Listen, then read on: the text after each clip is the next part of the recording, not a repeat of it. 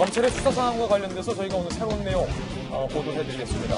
피의자로 전환된 신분이 상당히 많습니다. 한병도 전 정무수석 그리고 황운하 청장도 피의자 신분으로 검찰이 수사 중인 것이 확인이 됐습니다. 먼저 한병도 조국 두 사람이 피의자로 적시된 대목에 대해서 함께 살펴보겠습니다.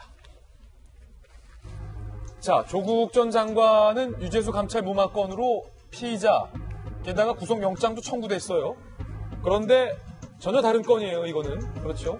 이른바 청와대 선거 개입 의혹과 관련돼서도 한병도 정무수석과 조국 민정 전 수석이 피의자 신분으로 지금 적시가 돼 있다는 겁니다. 검찰, 청와대 선거 개입 의혹 관련 어제 울산경찰청과 임동호 전 최고의 자택 등등을 압수수색했어요. 전방위 압수수색했어요. 자, 뭐를 위해 압수수색을 했느냐. 당내에서 송철호 시장과 라이벌이었던 임동호 전 최고를 향해서 혹시 청와대에서 경선 포기시킨 것, 주저앉힌 것, 그 의혹을 검찰이 들여다보기 위해서 압수수색 들어간 겁니다. 하명 수사 논란 송철호 공천 두 갈래로 압수물 확보에 나섰다는 거죠. 자, 임동호 자택 압수수색 영장에 뭐라고 적혀있었냐면 한병도 전 정무수석이 피의자로 적시돼 있다는 얘기가 오늘 나왔습니다. 그러니까 한병도 전 정무수석이 청와대 입장을 대변하는 정무수석이 민주당의 공천 과정에서 임동호를 주저앉히고 대통령의 30년지기 송철호 후보를 단독 공천하게 하는데 청와대가 영향력을 행사했다라고 검찰은 의심을 하고 있습니다. 불출마 회유를 했다. 고배 총영사 등등을 제안하며 라고 검찰은 생각하고 있다는 거죠. 그래서 피의자. 그렇다면 조국은 왜 피의자냐? 자, 조국 전 수석은 송병기 수첩에 등장한다는 거죠. CC 국회의원의 발언으로 송병기 업무수첩에 등장한 대목을 우리는 기억하고 있습니다. 조국 민정수석이 임동호를 움직일 카드가 있다고 했다라는 CC 국회의원의 발언을 송병기 부시장이 업무수첩에 적어놨다라는 거죠. 그래서 한병도 조국 두 사람은 피의자 신분이다라는 것을 오늘 확인할 수 있었습니다. 김병 박사님. 네.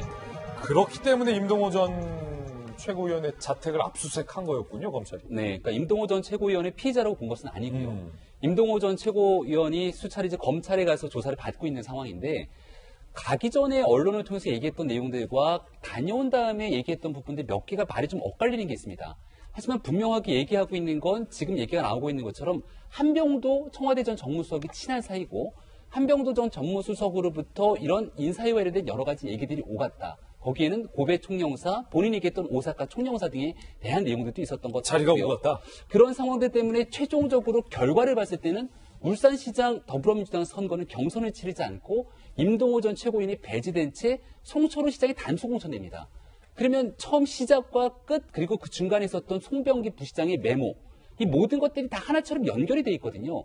그리고 거기에 관한 핵심 관련자라고 할 수 있는 임동호 전 최고위원의 진술과 관련 상황이 너무 중요한데 일단은 검찰에서 했던 진술 내용을 바탕으로 그 뒤에 있는 물증을 확보하는 게 굉장히 중요했을 것이고 그래서 자택 등에 대한 압수수색으로 여기에 대한 핵심 물증들을 좀 확보하려고 노력한 게 아닌가 싶습니다. 예를 들어서 뭐 한병도 전 수석에게 주고받은 문자 메시지라든지 네. 그런 게 있다면 검찰로서는 증거가 될 수 있다. 그리고 보는 거죠. 왜냐하면 임동호 전 최고위원도 선거를 치렀잖아요. 그러니까 최종적으로 후보가 되지 못했습니다만은 선거를 준비하기 위한 예비 캠프를 꾸렸을 겁니다.